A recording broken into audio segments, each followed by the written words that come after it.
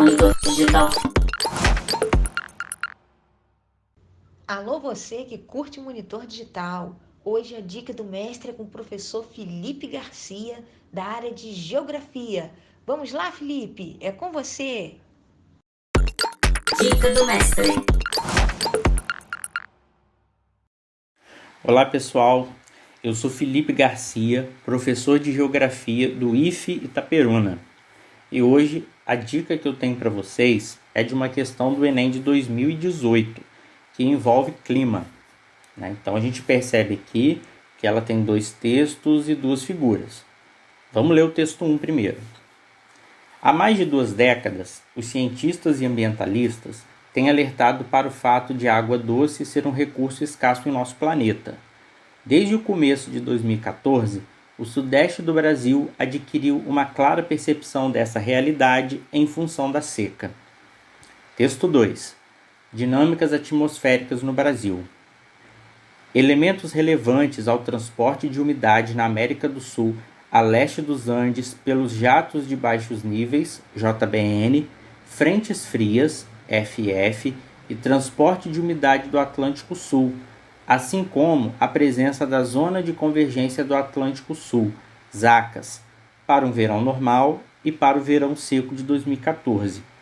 A representa o centro da anomalia de alta pressão atmosférica.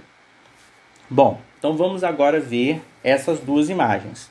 A primeira traz a situação de um verão normal, onde a gente observa a formação da Zona de Convergência do Atlântico Sul, as ACAS, que é essa parte aqui em cinza, onde converge as massas de ar úmidas, trazidas pela frente fria, que traz a massa polar atlântica da Antártica, os jatos de baixos níveis da Amazônia, que traz a massa equatorial continental da Amazônia, e o fluxo do Oceano Atlântico, que traz a umidade do mar, representada pela massa tropical atlântica.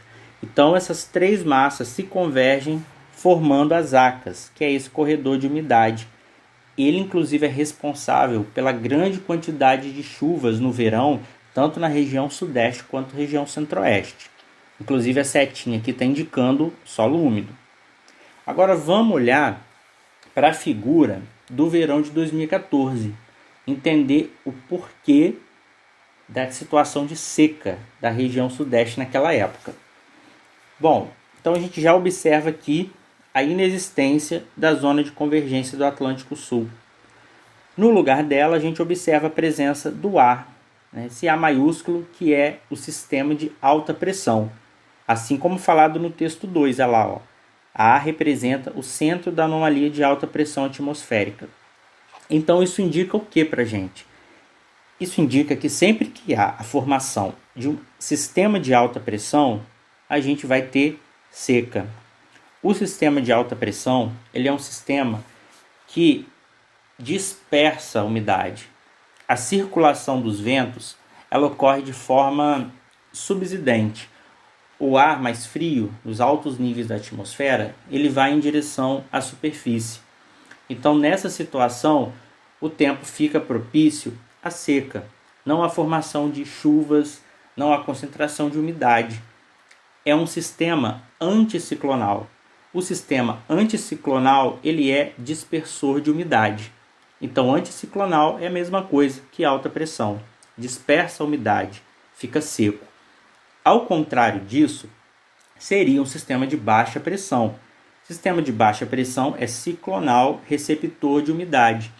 Os ventos circulam de baixo para cima, indo em direção da superfície para a atmosfera, onde acumula umidade. Então, gente, a gente não pode esquecer disso. Alta pressão, seca, e baixa pressão, úmido.